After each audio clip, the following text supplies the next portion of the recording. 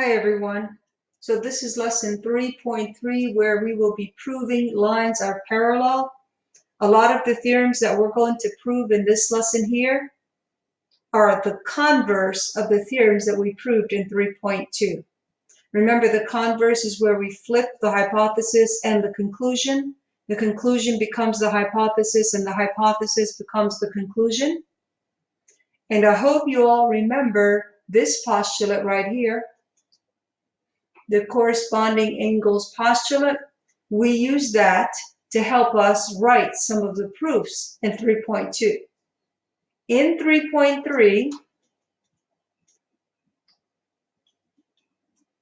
we're going to be using its converse, the corresponding angles converse. Okay, so let's see what it says. If two lines are cut by a transversal so that corresponding angles are congruent, so if you have corresponding angles and they are congruent, then the lines are parallel. So if we can show in some of our proofs that we have a pair of congruent corresponding angles, then by this postulate, we can say those lines are parallel. That's how we're going to use this postulate.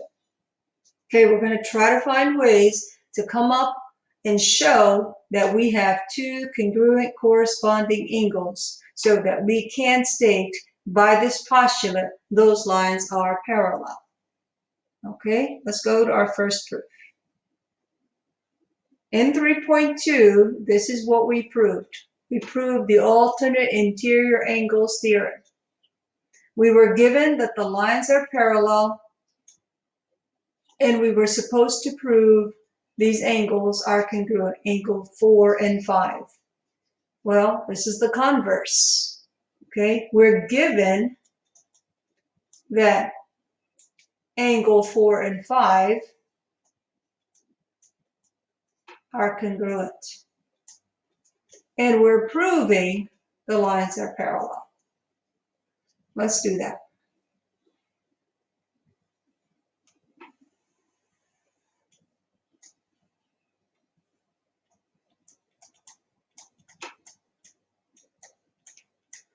Okay, we want to be thinking about using the corresponding angles converse postulate. So we want to label this angle right here, because if we can show that 1 and 5 are congruent, then by that postulate, those lines have to be parallel. Okay, all I did was just label it, name it, and there's no reason not to. All right, so 1, let's write what we are given. We're given this is a transversal, this line is a transversal, so we have a transversal.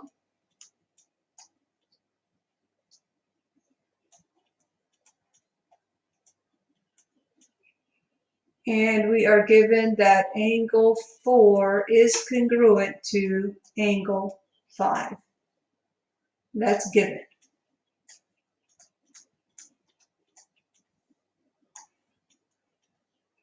Okay, are there any statement of equality that I can state for my next line?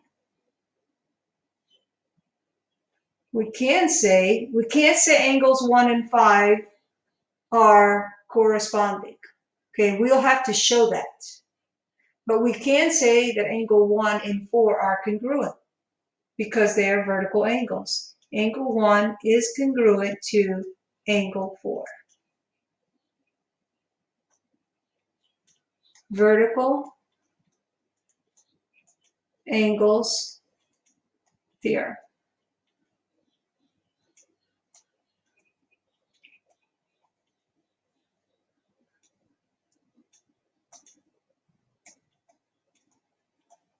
Let me go back and state the reason for number 1, and that was given. Okay, think of other statements of equality that I can list. If there aren't any, if you can't come up with any, then it's time to be thinking about our properties, geometric and algebraic. Do you see that angle 5 is equal to angle 4? And angle 1 is also equal to angle 4? What property is that? the transitive property. So we can say then angle 1 is congruent to angle 5 by the transitive property.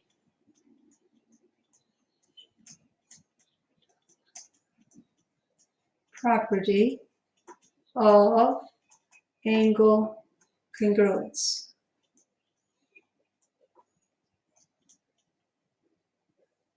Okay, 4. I have just shown that angle 1 and angle 5 are congruent. Remember what the postulate says? If the corresponding angles are congruent, the lines are parallel. So now we know that the lines are parallel, and we can state that. So we can say line J is parallel to K. And the reason for that, corresponding angles, converse postulate. That's it. We have finished our proof. We have proven that those two lines are parallel. Okay, let's go to our next proof. In 3.2, we proved the alternate exterior angle theorem. There we were given that the lines are parallel, and we were asked to prove that these angles are congruent. We're proving the converse. So that means we were given the angles. Given angle 1 is congruent to angle 8, and we're being asked to prove that line J, prove J is parallel to K. We need to show these two lines are parallel. Okay, let's do that.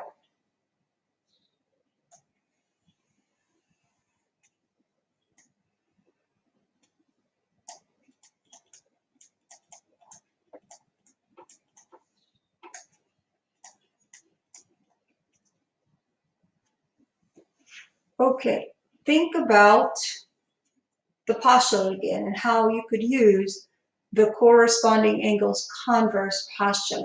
Think about how you can show corresponding angles are congruent, because if we can show that, then we've shown that the lines are parallel. What if I labeled this one right here? I'll just say 2, because 2 and 8 are corresponding angles. Okay, they're just below the line. You have on top here, these two are corresponding, and on the bottom, you have those two corresponding. So I can use corresponding angles right there. I have to show that. I've labeled it, but I have to actually show that. If I can show that, then I've shown that the lines are parallel. So let's do that. Let's start with what is given. We know we have a transversal that cuts the line. The lines, I mean.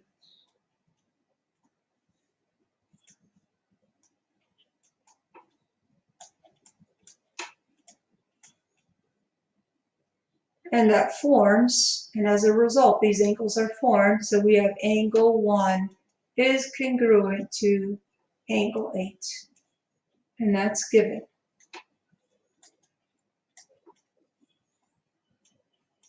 Okay, statement of equality. We certainly can state that angle 1 is congruent to angle 2 by what reason? Vertical angles theorem. They're vertical angles, and vertical angles are congruent. Any other statement of equality that I can list? If not, we have to think about our properties now.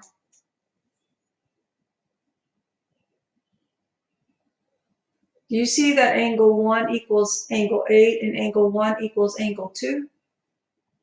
So that means that angle 1 is congruent to, I'm sorry, I meant to say angle 2 is congruent to angle 8.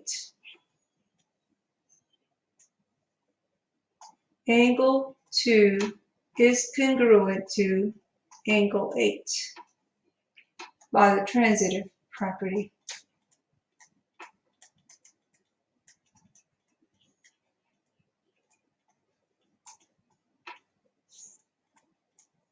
Of angle congruence. Okay. Do you see that we have shown that angle 2 and angle 8 are congruent angles? That means the lines are parallel by the corresponding angles converse postulate. So we can say line J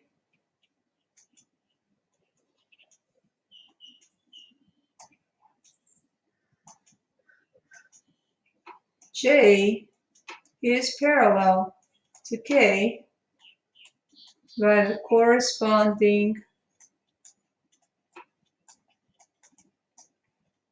angles converse postulate. And that completes our proof. Okay, let's go to the next one. All right, here's our next theorem. Okay, we're going to prove the consecutive interior angles converse. This is what we proved in 3.2. This is what we're proving in 3.3. In 3.2, we were given that the lines are parallel, and we had to prove that 3 and 5 are supplementary. Right now, we're given that 3 and 5 are supplementary.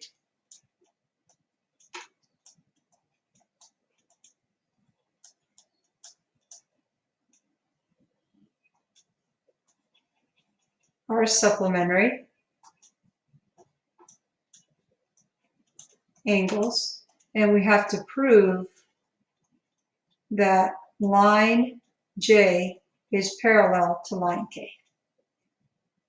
Okay, let's do that.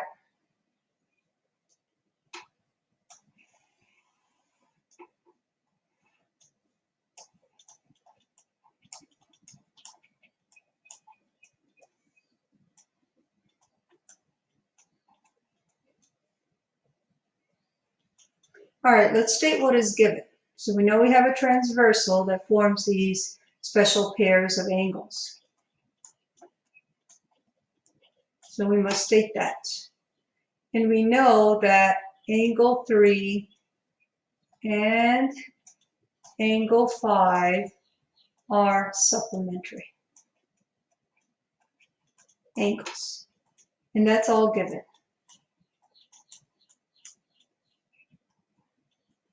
All right, I'm going to go ahead and label another angle, and I'm going to label this angle here 2. Okay, I want to show that 5 and 2 are supplementary, just like 3 and 5 are supplementary. So I can show that whether you use 3 with 5 or 2 with 5, you end up with supplementary angles, which shows that 3 and 2 must be congruent. And if they are congruent, then we have alternate interior angles that are congruent. If we have alternate interior angles that are congruent, that means the lines are parallel. Okay, so let's do that. That is the plan. So we can say angle 2 and angle 5 are supplementary angles. Okay, and that is the linear pair postulate. Linear pair postulate. Okay, which says if the angles are linear, then they are supplementary. All right, let's go to the next line. So we have just shown that angle 3 and angle 2 have to be congruent. Because if you pair 5 with 3, or you pair 5 with 2, you get 180 degrees. That means angle 3 must be congruent to angle 2. Okay? That is by the congruent supplement theorem. Remember, supplements of the same angle are congruent, so that is by the congruent supplement theorem that we can say 3 and 2 are congruent. Okay, we just showed that angle 3 and angle 2 are congruent, and so if we have congruent alternate interior angles, that means these lines are parallel. So now we can say that J is parallel to K by the alternate interior angles converse. Okay, because we're proving that the lines are parallel. We're doing the converse of the original. So this would be the alternate interior angle converse. And that's it. That completes our proof. Okay, let's go to the next page. Here we are putting some of what we've learned into practice. Determine if there's enough information to determine if the lines are parallel. Well, I have a pair of congruent angles that happen to be alternate exterior angles, so I have enough information to say these lines are parallel. So A is parallel, line A is parallel to line B because they form congruent alternate exterior angles. I can say these lines are also parallel because they form, and these are congruent angles, they form congruent corresponding angles. So line A is parallel to line B. Decide whether there's enough information to prove that line M is parallel to line N. If so, state the theorem. Okay, see, I have alternate interior angles here that are congruent. So by that theorem, they are parallel. So M is parallel by the alternate interior angles theorem. And you see I have alternate exterior angles here. So by the alternate exterior angles theorem, line M and N are parallel.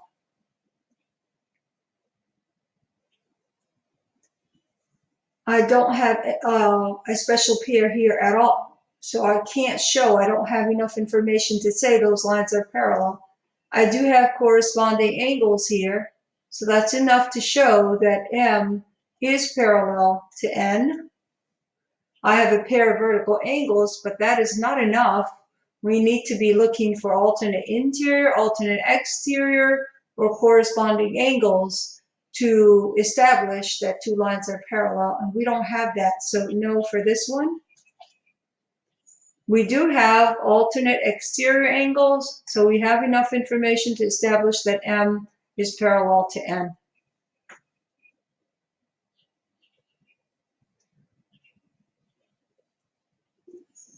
Okay, so is there enough information in the diagram to conclude that M is parallel to N? Well, let's see. This is 105, so this has to be 75 degrees because this is a linear pair. This has to be 105 because those two form a linear pair, and they're supplementary.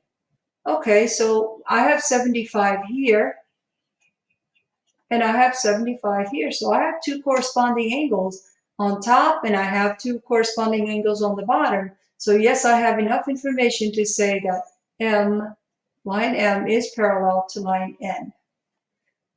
Explain why postulate 16 is the converse of postulate 15, because in postulate 15, you were given lines are parallel,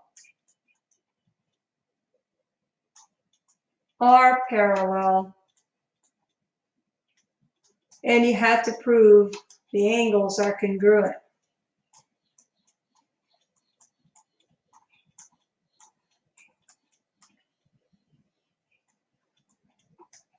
The converse is the opposite.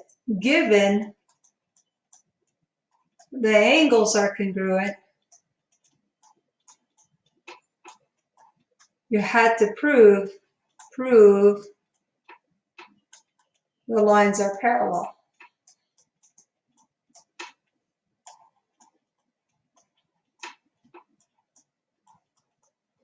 So the hypothesis becomes the conclusion, and the conclusion becomes the hypothesis.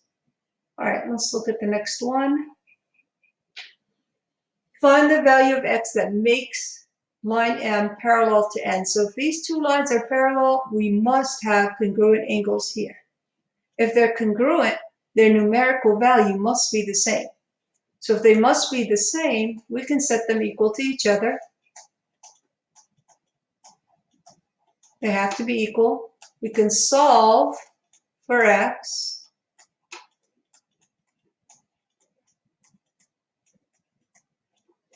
So x has to be 20. If x is 20, we have two congruent corresponding angles, which would make the lines parallel. And this concludes 3.3.